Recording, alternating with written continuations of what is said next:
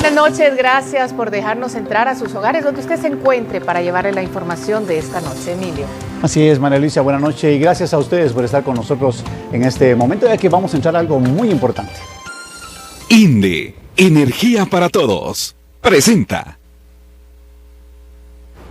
Y esta noche es noche de miércoles, tenemos por supuesto información, pero además tenemos una opinión importante, la opinión de nuestro invitado Virgilio Álvarez Aragón. Gracias por estar con nosotros esta noche. Con él vamos a conversar de muchos temas que son actuales, que son, como digo, importantísimos para todos los guatemaltecos. Así es que bienvenido, gracias. Gracias a ustedes por la invitación. Estamos a disposición para conversar de estos temas interesantes del día de hoy y de las semanas. Claro que sí, hablábamos con usted fuera de cámara ahorita, pues trayendo un poquito de contexto. ¿Cómo ve usted, como sociólogo que es, como un guatemalteco que ha vivido tantas cosas en nuestro país, aunque ahora vive en el extranjero, pero sigue contactado, no cabe duda, con todo lo que nos pasa a los guatemaltecos acá? ¿Cuál sería el momento que está viviendo, la coyuntura en la que está ahorita puesta Guatemala? Bueno, es una coyuntura apasionante porque es un momento, son semanas de toma de decisiones de lo más drásticas, de lo más fundamentales para el proceso electoral. De balde todas las precampañas y todos los juegos anteriores, realmente estamos entrando, me parece, a un momento en que la corrida electoral va a ser una corrida movida, dinámica, y yo espero, eso sí es difícil, de debates sobre propuestas y programas y no simplemente de figuras de caras bonitas o de caras feas. Y esperamos que no sea también una campaña de campañas negras, porque al final de cuentas los candidatos que se están perfilando tienen mucho para ser agredidos, ¿no? Entonces, ¿cómo poder discutir programas? ¿Cómo poder discutir propuestas? Creo que es lo que va a aparecer en este momento como una cuestión fundamental. Pero digamos, en lo que estamos viviendo ahorita, platicábamos también con María Luisa y usted allá afuera, decíamos, ¿cómo poder hacer para que Guatemala entre en conciencia en lo que está viviendo? Y sobre todo al político, que en lugar de estar regalando cosas, así que todo lo que puedan llevar para venir y congraciarse con la gente que está necesitada y hambrienta, ¿cómo hacer para poder en realidad escoger, decirle a la gente, escoja lo que en realidad le conviene? Algo sobre eso. Yo creo que es ahí donde vamos a tener que tener una campaña diferente si queremos realmente que se puedan tomar decisiones. En primer lugar, lo que está muy claro es que hay un buen grupo de jóvenes que no están empadronados. Los jóvenes que llegaron a los 18 años entre 2012 y este año no tuvieron el estímulo del empadronamiento en RENAP, hay que ir a empadronarse. Entonces, las campañas de empadronamiento tampoco se hicieron en el Tribunal Supremo Electoral anterior. Es decir, yo creo que había una voluntad política de parte de las altas autoridades del Tribunal Supremo Electoral para no empadronar, porque al empadronar a indígenas y a jóvenes, el mapa electoral se modifica. Entonces, lo primero que tendrán que hacer los candidatos es invitar a los jóvenes a que se entusiasmen por la participación electoral. Ese es el primer elemento fundamental. El segundo es cómo los van a entusiasmar. Bueno, a los jóvenes urbanos puede ser muy fácil con discursos, con propuestas, pero a los jóvenes rurales no los van a entusiasmar regalando pelotas de fútbol del Ministerio de Cultura, como hicieron en Misco. No, tampoco los van a entusiasmar con llevarles una bolsa de alimentos. Equivocado está el político que cree que puede comprar sí la voluntad de la gente con llevarle a regalar una lámina o llevarle a regalar comida. La gente, y especialmente los jóvenes, van a decir, bueno, ¿y para qué? Lo primero es que hay que estimularlos a empadronarse.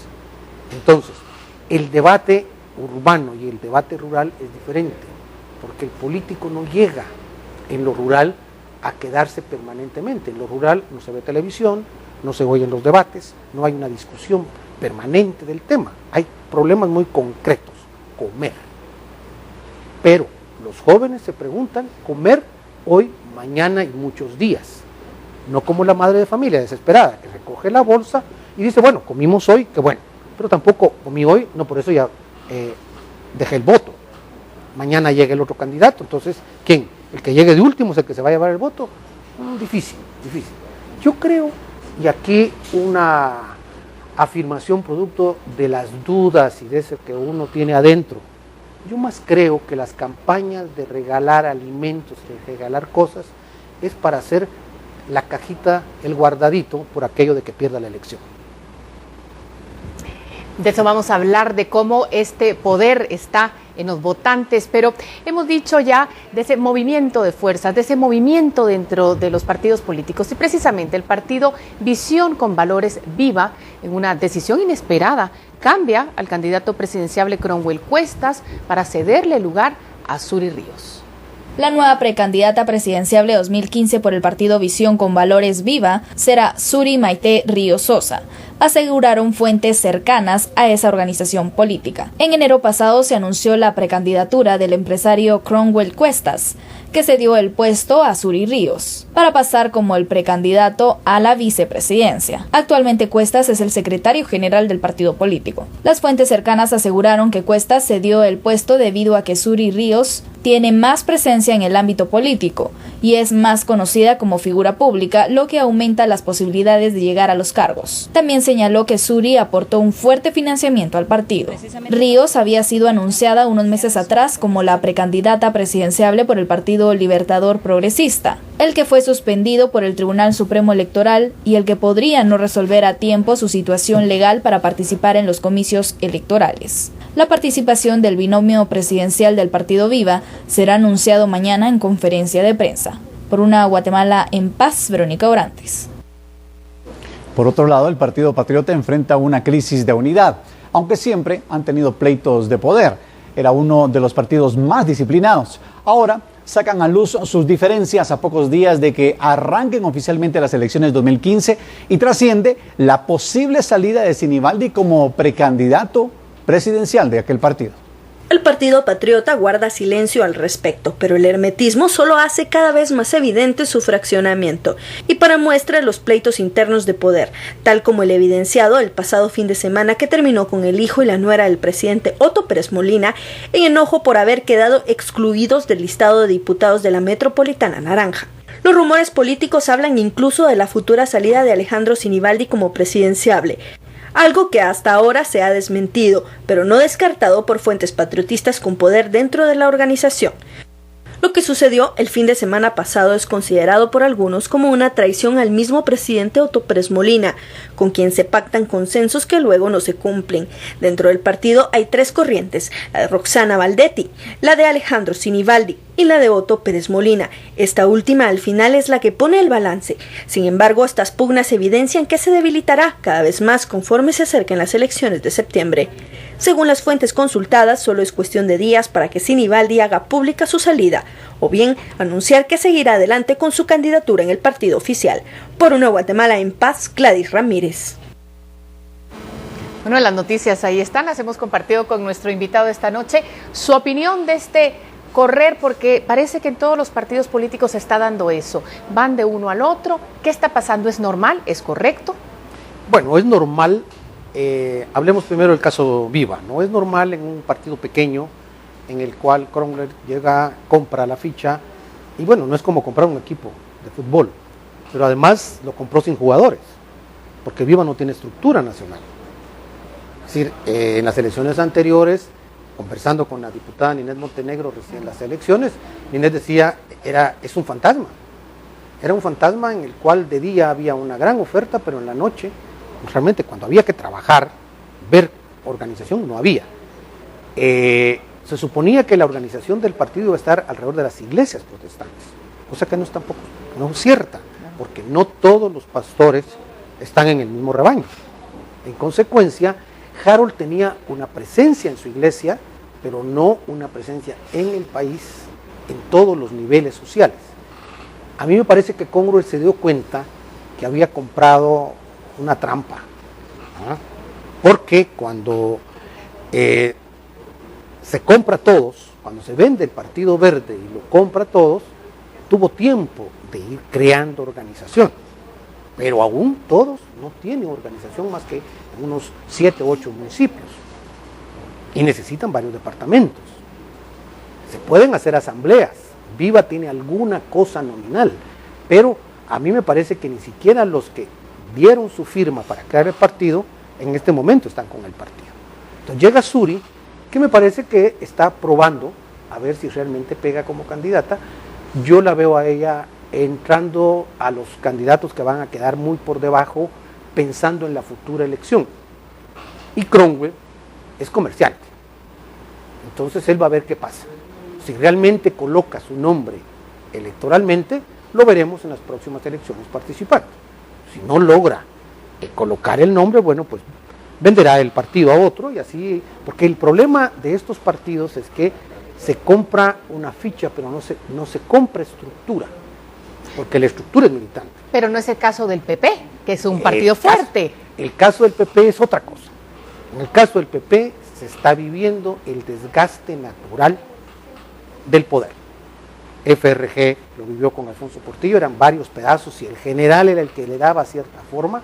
Si ustedes recuerdan, la gana se partió por lo menos en los decentes y en los indecentes, ¿no? Pero habían otros pedacitos a medio camino. La UNE se parte. Lo que pasa es que Sandra Torres logra quedarse con un pedazo y lo logra reconstruir. No lo lograron hacer ni en la Gana ni en el FRG. Entonces el Patriota está en una división en la que yo no creo realmente que Sinibaldi se retire. No tiene a dónde caer. Sería renunciar a un sueño de profesional político de largo tiempo. Sinibaldi viene soñando ser candidato desde que se funda el Partido Patriota. Entonces retirarse, no, aunque le vaya mal en la elección. Porque aquí lo que se está discutiendo es quién se queda con el partido para después. Lo que Sandra Torres hizo con la UNE. Se van todos, pero yo no dejo el partido. Hay una conversación de corrillos, ¿no? Hay de estas bolas políticas del tiempo que se dice, donde Sinibaldi podría estar en pláticas con Portillo, y es una cosa que está dando vuelta, es una bolita de nieve que está dando vuelta. ¿Ve usted alguna posibilidad de eso? ¿O cómo funcionaría eso? A ver, yo creo que Portillo es el petate del muerto. Portillo no tiene recursos financieros, no lleva recursos financieros a ninguna campaña, y los candidatos necesitan recursos financieros. Portillo tiene alguna simpatía, obviamente las encuestas de esta revista parecían decir que él está muy bien, pero a mí me parece que ya al momento de rajar ocote en el proceso electoral, el nombre Portillo hace ruidos. Al PP le quedaría muy difícil. Yo creo que Portillo podría encajar en la campaña de Suri Ríos, por cuestiones de coincidencias ideológicas, radicalizaciones, etcétera. ¿No le parece que se vaya a desquebrajar el PP con Sinibaldi saliendo? No, el PP se va a resquebrajar. Es que no se va a resquebrajar. Ya se resquebrajó. Lo que pasó en esta asamblea fue sintomático, muy claro. Es la rebeldía de los descalzos. Es la rebeldía de aquellos que han estado alrededor del partido sin tener nada, con liderazgos locales, diciéndole al hijo del presidente, aquí usted no manda. Es decir, ellos se quedan con estructura, y es una estructura fuerte. La metropolitana la controlan ellos. Ese sí es el problema de Sinibaldi. Yo no estoy convencido que ellos estén con Sinibaldi. Sinibaldi va a tener que conquistarlos. Ese es un grupo de políticos locales que están diciendo aquí, ahora, como se dice en México, nuestros chicharrones son los que van a tomar. Y ahí ya es el gran problema, el grupo de los Pérez Molina ya no cuenta. Aquí hay un riesgo, porque el grupo de Pérez Molina se va a quedar solo con Mixco y muy posiblemente con una parte nada más de Mixco. Ya ganar la municipalidad va a estar difícil. Yo creo que Otto Hijo cometió un error. Si él disputa el segundo lugar de diputado en la metropolitana, primero gana impunidad o como se quiera, y segundo se mantiene vivo en la política. Pero poner a la señora, que no tiene ninguna vida política más allá de Mixco, era un absurdo ponerla en la segunda, que esa casilla seguro, esa estructura la va a ganar. Lo que esa estructura le dijo al presidente es, señor, ¿qué pasó? ¿Cómo que usted manda? Ya no. Situaciones que se dan en torno a este momento que vimos, importantísimo. Pero vamos a hacer una pausa, si les parece, y vamos a regresar porque tenemos más información. INDE, Energía para Todos, presentó. De hecho, después de la pausa usted no se puede mover porque mire lo que le traemos. Gracias por continuar con nosotros. El Tribunal Supremo Electoral lanzó parcialmente las actividades de empadronamiento y actualización de datos, con la apertura de 10 puestos de empadronamiento móviles en centros comerciales en el departamento de Guatemala. Además de las delegaciones y subdelegaciones a nivel nacional, el plan de empadronamiento se concentrará en el Distrito Central, en donde suman 21 los centros de empadronamiento. Sin embargo, esto se ampliará en los 21 departamentos luego de la convocatoria de elecciones el próximo 2 de mayo. Trasladando ahí van a trabajar 100 puestos móviles de empadronamiento que harán un recorrido en el área rural, principalmente en las comunidades donde el día de las elecciones se constituyen como circunscripciones electorales municipales. El trámite es fácil y rápido. Se empadronan quienes tengan DPI tras cumplir la mayoría de edad. Asimismo, quienes ya están empadronados con cédula de vecindad deberán acudir para actualizar sus datos con el nuevo documento. Hay un banco de datos donde las personas ya pertenecen a determinado municipio.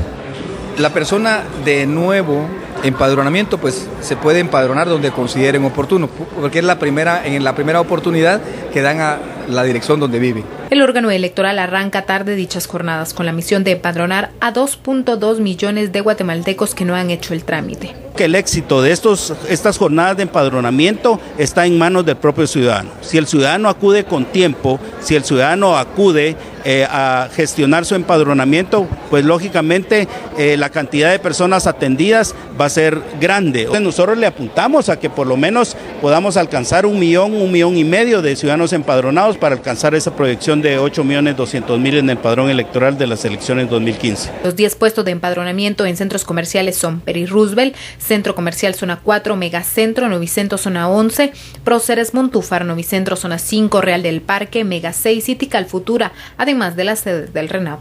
Por una Guatemala en paz, Carolina Leverón y Daniel Ramírez. Y la organización Poder Ciudadano busca promover reformas al Estado y tener un diálogo entre los partidos políticos y de esta forma iniciar la refundación del Estado. La organización Poder Ciudadano, que reúne a varios grupos sociales del país, presentó un proyecto político con el que busca iniciar un diálogo entre los partidos políticos para considerar reformas a la Constitución y de esta forma iniciar la refundación del Estado. Mario Itzep, coordinador del Observatorio de los Pueblos Indígenas, explicó que entre los temas a tratar se incluirá la reforma constitucional, atención hospitalaria, salud, pobreza, migración y educación. Lo que buscamos es que el Movimiento Poder Ciudadano es hacer un llamado a la población y lo que buscamos es que efectivamente queremos empoderar la ciudadanía de su ejercicio de derecho para el proceso electoral. Es decir, que lo que promovemos entonces es una participación amplia de los sectores excluidos en este país y hacemos un llamado a los partidos políticos para el debate político y sobre todo la refundación del Estado, que es lo que buscamos como Poder Ciudadano. El fracaso del sistema político y la crisis permanente del Estado ha afectado tanto a indígenas como a ladinos, por lo que el Poder Ciudadano se orienta a la pluralidad guatemalteca, sin exclusiones y con un programa integral para todos los guatemaltecos. Por una Guatemala en paz, David Sanchinelli y Jorge Hernández. Virgilio, no cabe duda, el empadronamiento es algo vital e indispensable para votar. ¿No estamos empezando tarde esa campaña? Totalmente tardísimo. ¿Por qué? ¿Por qué se podría visualizar? ¿Por qué tan tarde? Mira, yo creo que hay que decirlo con nombres y apellidos, hay responsables. El anterior Tribunal Supremo Electoral fue mínimamente, podemos decir, lento, por no decir irresponsable, al no insistir en el empadronamiento permanente de los que al llegar a los 18 años sacan su DPI. Profesionalmente nosotros hicimos claramente esa sugerencia a RENAP y al Tribunal Supremo Electoral de aquella época, hace 4 años. Hay que poner oficinas en las oficinas de RENAP. Al momento que sacas tu DPI, se invita al ciudadano a que de una vez se empadrone. Ahora, en este momento, vamos a entrar en una desesperación, se va a tener que correr en el empadronamiento. El padrón electoral está sano, tiene algunos problemas, pero en general es un padrón sano, es decir, no es manipulable, pero esta llegada masiva de electores va a crear dificultades en los partidos, porque los políticos tienen que demostrar que van a invitar al ciudadano a inscribirse. El ciudadano va a tener que sentirse entusiasmado por alguna opción. Es decir, se van a empadronar los que quieran votar por alguien. Y esta es la dificultad. El político que convenza a muchos va a tener posibilidades de controlar la elección. ¿Qué va a pasar entonces al final de la campaña? Acusando a un partido al otro de estar acarreando gente, de estar comprando votos, y eso nos va a llevar a una tensión enorme en cuanto a la campaña.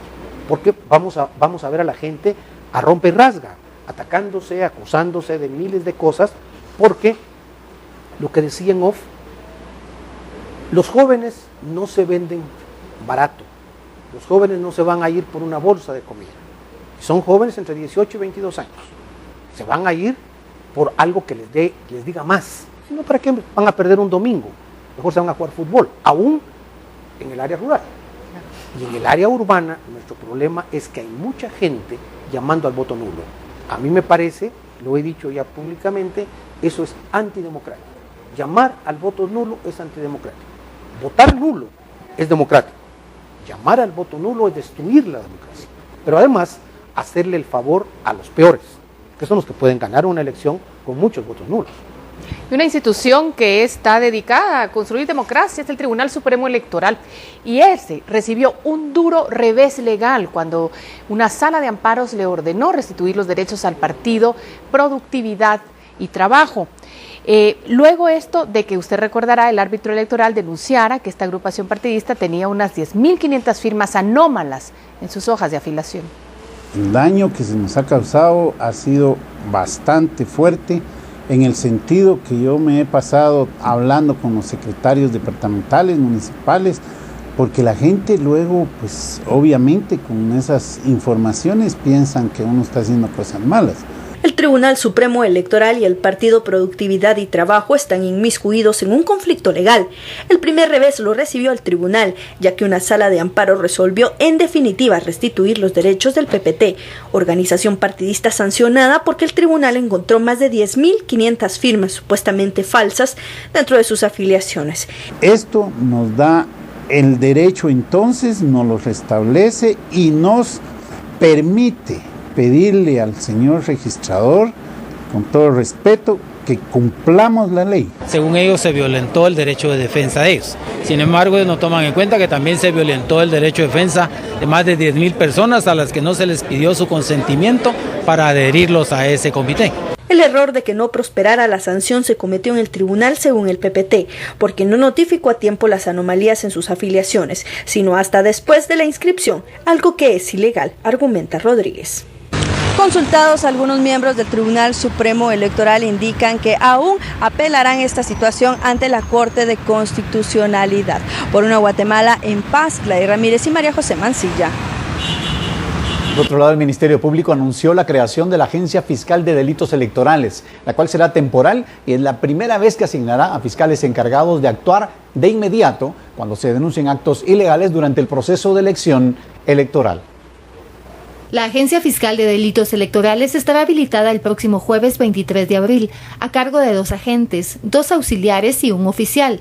Será ubicada en el segundo nivel del edificio central del Ministerio Público. Se encargará de conocer todos los delitos electorales que puedan surgir durante el proceso de elección. Esta fiscalía o esta agencia fiscal tendrá funcionamiento del 2 de mayo al 31 de enero del año 2016. Durante el proceso de elecciones en el país estarán asignados 150 fiscales en turno para actuar de inmediato ante las denuncias de los ciudadanos que ocurren el día de emitir el voto. Una de las quejas más recurrentes ha sido el uso ilegítimo de documentos de identidad, quema de las urnas y la propaganda oficial ilegal. Se realizarán turnos un día antes, el día de las elecciones y un día después. Esto con el objetivo de poder conocer cualquier hecho delictivo que sea considerado como delito electoral, independientemente de los delitos comunes que también puedan surgir durante esas fechas. Esta es la primera vez que el Ministerio Público habilita una agencia fiscal para conocer este tipo de delitos durante el proceso electoral. Sin embargo, las agresiones físicas o delitos más graves serán asignados a las fiscalías especiales. Por una Guatemala en paz, Suseli Contreras y Byron Secaida. Bueno, hablamos de este tema con nuestro invitado. Parece que hay una intención de fortalecer al Tribunal Supremo Electoral como entidad y darle esa presencia tan importante, pero los reveses que ha recibido son muchísimos, desde las campañas anticipadas, amparos que se dan para no pagar las multas que se tienen y tantos más que hemos visto. ¿Cuál es su opinión? A mí me parece que tenemos un Tribunal Supremo Electoral débil en su composición, pero muy valiente. Es un tribunal que no está formado por expertos en temas electorales, tienen poco conocimiento, llegaron medio nombrados por los partidos, pero yo, que trabajé relativamente de cerca con el anterior Tribunal Supremo, veo en este mucha más voluntad, menos fama, pero mucha más voluntad de trabajar, y esto es muy importante. Esta decisión de darle a un partido que ya fue sancionado, resuelve una sala, el problema es que el tribunal no tiene los elementos legales para actuar. Es un tribunal que no tiene juzgados, no hay juzgados electorales, no tiene cortes, entonces ellos son primera y única instancia electoral, y después los que resuelven son los tribunales comunes, cosa que no debe suceder. Entonces es de esperar realmente, todo el mundo esperamos, que a este partido, que además nadie conoce, que es simplemente una ficha electoral, pues la CC le dé la razón al Tribunal Supremo Electoral. Porque si bien puede decirse que el tribunal no avisó a tiempo y que en consecuencia el partido quedó inscrito, el elemento es que aquí hay falsedad ideológica. Ese es un delito. Ellos están cometiendo un delito al decir que tienen unos afiliados, cuyos afiliados no emitieron opinión voluntaria. El festín, la payasada que hizo el otro partido de llevar gente, si nosotros éramos los que estábamos inscritos, si ustedes recuerdan, cuando le preguntaban a la gente no sabían ni el nombre del partido. Es decir, se crean los partidos porque son un negocio poquitero, pero un buen negocio, porque llegan unos miles de quetzales, unos miles de dólares, se dice que se hace campaña y el secretario general se guarda la plata. Y ahora son millones, ya no son miles, ¿verdad? Sí, pero esos partiditos, digamos, no necesitan millones, porque al fin y al cabo son los que están en lo poquitero. Hay algo importante, es por qué, o sea, sabemos que es una entidad súper importante, ¿verdad? Lo único que tenemos los guatemaltecos, ahorita en eso. Pero ¿cuál es el papel de nosotros, los ciudadanos guatemaltecos? ¿Cuál es el papel para fortalecer? Porque sí, hace unos días, una semana y tanto, tal vez 2 ya, hubo una intentona de uno de los partidos de venir y demandarlos, ¿no? Y traer la ley en contra de ellos, la ley, ¿no? Distorsionada, según muchos. ¿Cómo podemos nosotros como ciudadanos venir y fortalecer ese Tribunal Supremo Electoral?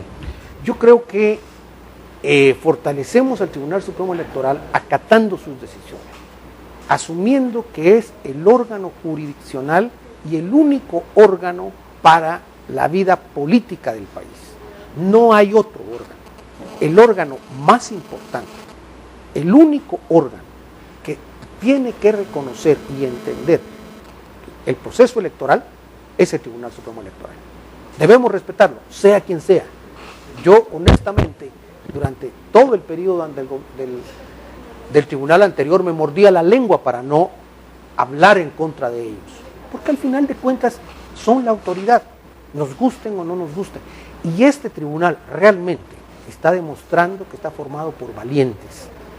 No son grandes conocedores de temas democráticos, pero son valientes, y yo creo que debemos darles toda la fuerza, especialmente porque habrán partidos grandes que van a sentirse lastimados.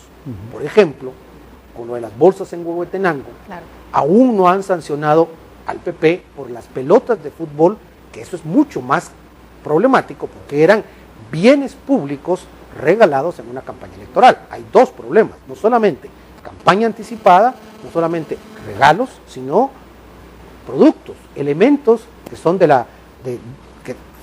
que son de todos, y los están usando para una campaña. Entonces, ni los partidos grandes, ni los chicos como este que ahora aparece, tienen el derecho de faltarle respeto al tribunal. Las decisiones del Tribunal Supremo Electoral, y eso es lo que tiene que hacer toda la Corte Suprema de Justicia, no se discuten, se acatan. ¿Cómo tenemos que hacerlo con ACC? Nos gusten o no nos gusten, se acatan. Si empezamos con amparos aquí, amparos por allá, vamos a judicializar de tal manera la política que nos vamos a quedar sin justicia y sin política. Ese regalar de erario público en este tiempo de campaña, vamos a hablar de eso cuando vengamos después de la pausa. En más esta noche, la Procuraduría de los Derechos Humanos reiteró el rechazo a la Fundación contra el Terrorismo Mediático y sostendrá sus argumentos contra dicha organización. El procurador de los derechos humanos, Jorge de León Duque, aseguró que no cree que se hayan dado presiones hacia los magistrados de la Corte de Constitucionalidad para resolver cómo lo hicieron y que respetará la decisión. De León Duque afirmó que dicha entidad atenta contra la libertad de expresión y se le atribuyen facultades que no deberían de tener. Se nos notifica que la suspensión provisional que yo solicitaba no fue decretada.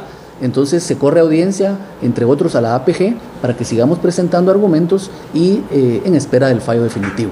Dentro de los objetivos de esta Fundación contra el Terrorismo Mediático, que como yo he dicho, ya solo el nombre es poco afortunado, están el limitar el ejercicio de la función de los medios de comunicación, porque claramente establece que será prácticamente el guardián de lo que los medios de comunicación puedan decir para que no se dañe la dignidad de los seres humanos. El procurador afirmó que en 15 días se llevará a cabo una audiencia en la Corte de Constitucionalidad, en donde presentarán más argumentos, esto debido a que el máximo órgano constitucional no otorgó el amparo provisional contra la vigencia de la Fundación contra el Terrorismo Mediático. Por una Guatemala en paz, David Sanchinelli y Jorge Hernández.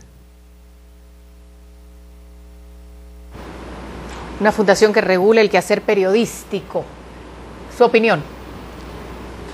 Bueno, me parece que en la desesperación de los que intentaban coser con aguja capotera el PP, una de las geniales ideas fue sacar esta propuesta. Definitivamente es una propuesta desde el poder político, desde un partido, porque no se puede entender de otra manera. Se entiende, la Fundación contra el Terrorismo es un grupo de una visión política, de una visión del conflicto, etcétera, entonces se entiende. Se puede mantener, podemos no estar a favor de lo que están diciendo y haciendo, pero una fundación contra el terrorismo mediático es simplemente una fundación contra el derecho a opinar. Ahora, es una fundación, no es un órgano de Estado, claro, pero se ha abrogado el derecho a hacer terrorismo contra los comunicadores, porque los van a estar llenando de demandas, de acusaciones y de acciones. La pregunta es, ¿por qué los que la impulsan son nombres tan desconocidos? No hay ninguna persona conocida en la sociedad que diga yo soy el que estoy amparando esta organización por esto y esto. ¿Por qué no han empezado a aclarar qué es lo que quieren? Yo creo que ya empezaron a hacer terrorismo. El problema de estas fundaciones contra el terrorismo es que son en sí fundaciones terroristas, porque lo que quieren es crear miedo en el otro, quieren aterrorizar al otro, y en este caso aterrorizar a los comunicadores. Me parece que la Corte de Constitucionalidad la tiene difícil, porque por un lado, ¿cómo le va a negar el derecho de organización? Pero por el otro lado, ¿cómo va a proteger el derecho de los comunicadores? Y yo creo que el derecho sagrado de la opinión es mucho más importante que el derecho a organizarse en grupos que pueden constituirse en grupos antidemocráticos y antisociales. Había tantas cosas que se dicen desde estos lugares, ¿no? Los medios de comunicación. Por ejemplo, el presidente Otto Pérez Molina nombró a Marlon Douglas Valladares Solares como el nuevo director de la Autoridad para el Manejo Sustentable de la Cuenca del Lago de Amatitlán, AMSA, quien sustituye a Edwin Ramos Soberanis, que renunció el recién 7 de abril, último, por razones personales, dijo. Valladares Solares asume en la dirección de AMSA en medio de la polémica investigación que se ha generado por la contratación de una empresa israelí que limpiaría el lago. Hoy, Valladares estuvo presente en la primera reunión de la comisión específica que fue designada para evaluar distintas propuestas sobre el tema del saneamiento del lago de Amatitlán. en la cual participaron autoridades de gobierno, sociedad civil, académicos, técnicos de universidades y miembros del sector privado, la cual concluyó sin llegar a un consenso. Se tiene prevista una próxima reunión en 8 días en la cual se espera la participación del representante de la empresa israelí que realizó pruebas para descontaminar la cuenca.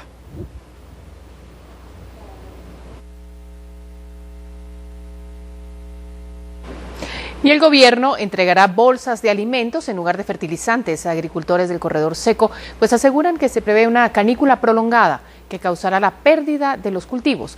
Los alimentos solo mitigarán el hambre de 15 a 30 días. Esto genera dudas sobre la entrega de bolsas de alimentos en año electoral. En año electoral y bajo la excusa de un recorte presupuestario y que habrá una canícula prolongada que afectará a los cultivos, el Ministerio de Agricultura no entregará sacos de fertilizantes a por lo menos 600.000 familias del corredor seco y en cambio les dará una bolsa de alimentos que solo mitigará el hambre de los guatemaltecos en pobreza y pobreza extrema. Básicamente estamos aquí en 2 temas. Uno, una reducción del presupuesto al Ministerio de Agricultura y nos tenemos que acomodar con el presupuesto disponible. Y la otra que, debido a las últimas noticias que hemos tenido sobre la eminente sequía que va a haber se va a hacer más fuerte en algunos sectores del país, pues en algunos se tomó la decisión de apoyar a las personas, en lugar de darle fertilizantes, se le va a proporcionar alimento. Esta bolsa de alimentos tiene un costo similar al del saco de fertilizantes de 195 quetzales. Incluirá 50 libras de maíz, 15 de frijol y 8 de atol, que cubrirá la alimentación de las familias por 30 días. Después tendrán que gestionar otra ayuda con alimentos. Pues básicamente pues le puedo decir que no es la solución que todos quisiéramos, pero es lo que tenemos disponible y con lo que tenemos estamos tratando de hacer el mejor esfuerzo para que todo salga bien o tratar de ayudar en lo más que podamos. Realmente el esfuerzo es grande y los recursos son bastante limitados. Quienes reciban fertilizantes podrán realizar los cultivos y de tener pérdidas similares a las del año pasado por la sequía, recibirán alimentos. Desde octubre de 2014 el gobierno ha entregado alimentos bajo estados de calamidad por la pérdida de cosechas. Por una Guatemala en paz, Dulce Rivera y Juan Carlos Pérez. Bueno, un muy breve comentario sobre esta tendencia a politizarlo todo, la limpieza del lago, la entrega de fertilizante, la entrega de bolsas. Yo creo que, en pocas palabras, estos hechos demuestran el desastre, la improvisación que el gobierno actual tuvo durante 3 años y medio. Lamentable porque creo yo que muchos de sus electores no esperaban eso, tenían la expectativa de que un general era capaz de prever hacia adelante. Es decir, no podemos estar dando alimentos en un lugar donde sabemos que permanentemente las cosechas van a ser lamentables. ¿Dónde está el programa de desarrollo? En el lago de Amatitlán, ¿por qué esperar tanto tiempo? Hay una pregunta básica al Ministerio de Salud. Bueno, ¿cuándo van a entregar la fórmula, el contenido de esa agua? Es tan difícil de analizar cuando la Facultad de Farmacia la pidió y dijo que en apenas 3-4 días podía decirnos qué contiene. Por favor, es decir, no nos miremos la cara. Aquí todo está siendo en función de la campaña electoral. A nivel de conclusión, por cuestión de tiempo, ¿cuál sería, desde su punto de vista de sociólogo, cuál sería lo más delicado que está viviendo Guatemala en esta antesala a esta convocatoria electoral, que algunos dicen que empezó hace mucho tiempo, ¿no? Toda la campaña, pero esta convocatoria, ese 2 de mayo que ya viene, ¿cuál sería lo más delicado y lo cual los guatemaltecos tenemos que tener mucho cuidado? Lo más delicado sigue siendo la pobreza. Lo más delicado es que este es un país rico, con unos cuantos muy ricos y una gran cantidad de pobres. No hemos entendido que esos pobres va a llegar un momento que se van a desesperar y entonces no va a haber quien pare la desesperación de la gente. Los partidos políticos tienen la responsabilidad de hacer propuestas concretas. Muy concretas, así como me estás pidiendo en 4 minutos. Bueno, llevan 4 años preparándose para la campaña, tienen que tener programas, ideas concretas. Nunca más debemos tener un gobierno que nos dijo que lo tenía preparado todo y no resolvió ni siquiera el problema del agua de Amatitlán. Antes de concluir, agradecer la presencia de Virgilio Álvarez, sociólogo, académico, educador. Queremos, por supuesto, preguntarle sobre su llegada a Guatemala, porque sabemos que vive fuera, y es la presentación de un libro. Bien, sí, estoy viviendo fuera por cuestiones familiares, hay que decirlo muy claramente, son razones familiares que me han hecho mudarme de país, pero en la Universidad de San Carlos se portó magnánima y entonces estamos presentando la segunda edición de un libro que se llama Conventos, Aulas y Trincheras. Es realmente un estudio sociológico histórico del movimiento estudiantil desde la fundación de la universidad hasta el final del conflicto armado. Es una historia de la educación superior. Soy poco comedido en la crítica a la universidad en todos sus elementos. Me alegra que la universidad haya aceptado la crítica y yo creo que es un texto, no porque yo lo escribí, que vale la pena leerlo. Son 2 tomos bastante gruesos, pero yo creo que vale la pena leerlo. Lo presentamos mañana en el MUSAC a las 5 de la tarde. Van a haber unos comentaristas muy valiosos y yo creo que yo me siento feliz, es mi aporte para entender un poquito más esa Guatemala a la que todos amamos, pero que nos cuesta entenderla porque es muy diversa, muy compleja. Gracias a ustedes por la invitación, porque realmente allá, cuando uno está muy lejos, especialmente en países fríos, cuando uno ve los programas de televisión, ve en reprise, porque los horarios cambian, cuando uno ve las noticias, los ve a ustedes contar el país, como que uno siente que está en Guatemala. Gracias por todo lo que hacen. Gracias por su aporte a nuestra teleaudiencia. Así lo despedimos nuevamente y a ustedes les pedimos que se queden en nuestra compañía porque tenemos más información después.